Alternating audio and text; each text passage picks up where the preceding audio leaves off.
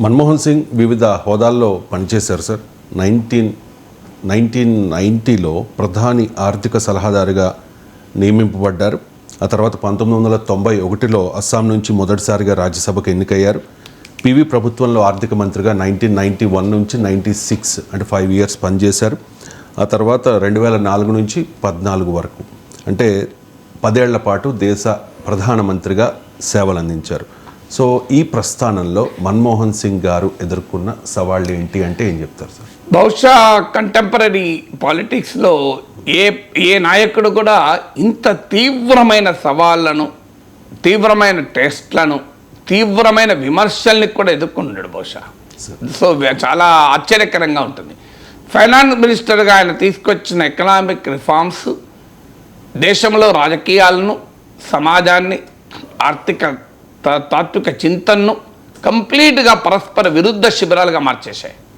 ఒక protagonist of economic reforms ఒకవైపు, bitter critics of economic reforms అంటే ఆర్థిక సంస్కరణలు శ్లాఘించేటువంటి వారు ఒకవైపు, ఆర్థిక సంస్కరణలు వినాశకరమని భావించేవారు ఒకవైపు. ఇంతకన్నా కాంట్రవర్సీ ఏముంటుంది? అంటే ఒక పాలసీ ఎంతటి ప్రభావాన్ని చూపుతుంది అనటానికి ఉదాహరణే ఆ పాలసీ పైన ఇంత విరుద్ధమైనటువంటి భావనలు సమాజంలో ఉండడం, ఇప్పటికీ ఉండడం. 30 ఏళ్ళ తర్వాత కూడా స్టిల్ ఎకనామిక్ పాలసీస్ పైన, రిఫార్మ్స్ పైన ఆ రకమైన డివిజన్ మనకు కనబడుతుంది. సో అదొక పెద్ద ఛాలెంజ్. అంటే ఫైనాన్స్ మినిస్టర్గా ఒక మైనారిటీ ప్రభుత్వంలో ఆయన ఫైనాన్స్ మినిస్టర్ అయ్యాడు. ఆయన ఫైనాన్స్ మినిస్టర్ అయిన సందర్భం కూడా ఒక చాలా క్రైసిస్ సందర్భంలో ప్రైమ్ మినిస్టర్ అయ్యాడు. ఆయన పివి నరసింహారావు ప్రైమ్ మినిస్టర్గా, ఫైనాన్స్ మినిస్టర్గా మన్మోహన్ సింగ్. 1991లో మన ఫారిన్ ఎక్స్చేంజ్ రిజర్వ్స్ అంటారు, విదేశీ మారక ద్రవ్య నిల్వలు 15 రోజుల దిగుమతులకు కూడా సరిపోలేని పరిస్థితికి వచ్చాయి. అంటే కొత్తగా ఇక డాలర్లు సంపాదించడం ఆగిపోతే ఉన్న డాలర్ల నిల్వలు కేవలం 15 డేస్ ఆఫ్ ఇంపోర్ట్స్కు చెల్లించడానికి. అప్పుడు భారతదేశం ఒక డిఫాల్టింగ్ నేషన్. అంటే ఈ మధ్య మనం శ్రీలంక గురించి చదివాం, ఈ మధ్య పాకిస్తాన్ గురించి చదువుతున్నామే. సో ఈరోజు శ్రీలంక, పాకిస్తాన్ల గురించి మనం ఏమైతే చర్చించుకుంటున్నామో ఆ పరిస్థితి భారతదేశానికి ఉంది. అప్పుడు మనం బ్యాంక్ ఆఫ్ ఇంగ్లాండ్కు మన గోల్డ్ నిల్వల్ని తరలించాం. సో ఆ రకమైనటువంటి ఎకనామిక్ సిచ్యువేషన్లో on the verge of default ఉన్న క్రైసిస్ పీరియడ్లో ఆయన ఫైనాన్స్ మినిస్టర్గా తొలి బడ్జెట్ ప్రవేశపెట్టాడు. సో ఒక రాజకీయంగా చూసుకుంటే మైనారిటీ ప్రభుత్వం, పొలిటికల్గా మైనారిటీ ప్రభుత్వం, ఎకనామిక్గా ఒక సీవియర్ క్రైసిస్. కాంగ్రెస్ పార్టీకి ఆర్థిక మంత్రి, కాంగ్రెస్ పార్టీ ఏమో ఫ్రీ మార్కెట్కు వ్యతిరేక నెహ్రూవియన్ సోషలిస్ట్ దృక్పథం కలిగిన రాజకీయ పార్టీ. ఒక నెహ్రూవియన్ సోషలిస్ట్ దృక్పథం ఉన్న రాజకీయ పార్టీలో ఆర్థిక మంత్రిగా, ఒక మెజారిటీ లేని ప్రభుత్వంలో ఆర్థిక మంత్రిగా, ఒక ఎకనామిక్ సీరియస్ క్రైసిస్లో ఆయన ఫైనాన్స్ మినిస్టర్గా సవాల్. అప్పుడు పివి నరసింహారావు ఇచ్చిన మద్దతు ఆయన నిలబెట్టింది.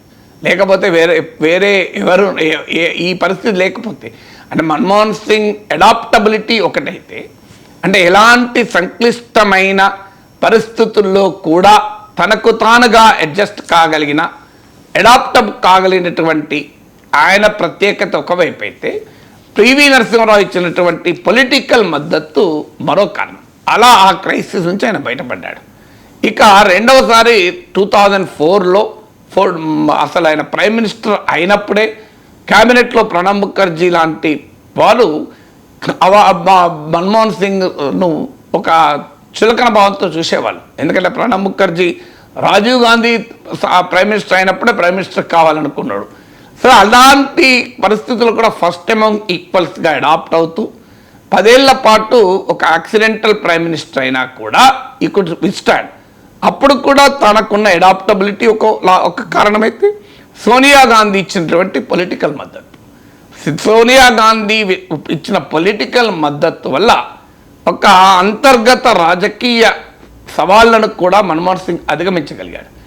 ఇక 2008లో భారత అమెరికా అణుఒప్పందం ఇంకొక విచిత్రం కూడా చెప్తాను.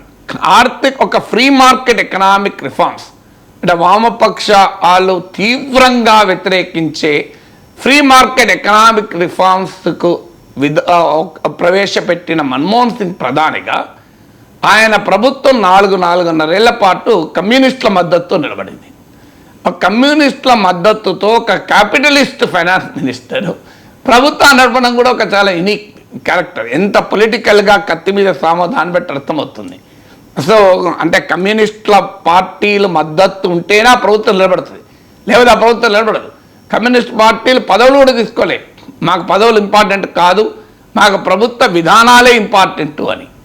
అంటే కమ్యూనిస్టు పార్టీల మద్దతుతో ఒక capitalist leader, capitalist mind set ఉన్నటువంటి ఒక నాయకుడు పనిచేయడం అంటే అది ఎంత విలక్షణమైందో మళ్ళీ ఆలోచించండి మీరు.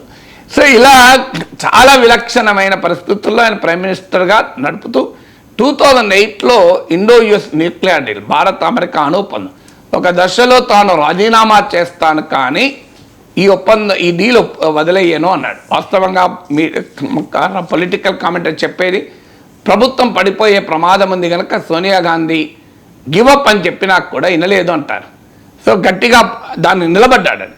కానీ తర్వాత వామపక్షాల మద్దతు ఉపసంహరించుకోవడం, మునియామ్ సింగ్ యాదవ్, అజిత్ సింగ్ లాంటి వాళ్ళు మద్దతు ఇవ్వడం వల్ల ఆ ప్రభుత్వం నిలబడి 2009లో అప్పటి వరకు ఉపాధి హామీ పథకము, అటవీ హక్కుల చట్టం లాంటి సోషల్ లెజిస్లేషన్స్ క్రియేట్ చేసిన పాజిటివ్ ఇంపాక్ట్ వల్ల ఈ న్యూక్లియర్ డీల్ అనేది ప్రజలకు అర్థం కాదు కనుక ప్రజలకు అర్థం కాని అంశంపైన వామపక్షాల మద్దతు ఉపసంహరించుకున్న పొలిటికల్గా డ్యామేజ్ కాలే.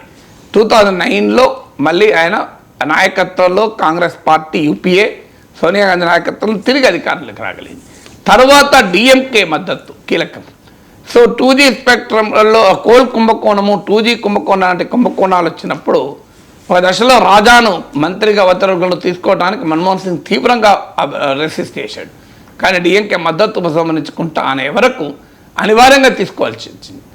ఆ తర్వాత జరిగిన అనేక కుంభకోణాలు 2014 వరకు మన్మోహన్ సింగ్ పర్సనాలిటీని వెంటాడాయి, ఆయన పొలిటికల్ లెగసీని వెంటాడాయి. అందుకే ఆయన ఫేమస్గా అన్నాడు, history will perhaps be kinder to me than the contemporary media or opposition judge me అన్నాడు. చరిత్ర నన్ను మరింత దయతో చూస్తుందని అనుకుంటాను. కారణం సమకాలీన మీడియా, సమకాలీన ప్రతిపక్షం నన్ను విలన్గా చూశాయి, కానీ చరిత్ర నన్ను నా పట్ల దయతో చూస్తుంది అనుకుంటాను అన్నాడు. సో అందువల్ల మీరు అన్నట్లు చాలా కాంట్రవర్షియల్, సెన్సేషనల్, కాంప్లెక్స్ పరిణామాలు ఆయన పొలిటికల్ కెరీర్లో, ఆయన లైఫ్లో ఎదుర్కోవాల్సి వచ్చింది.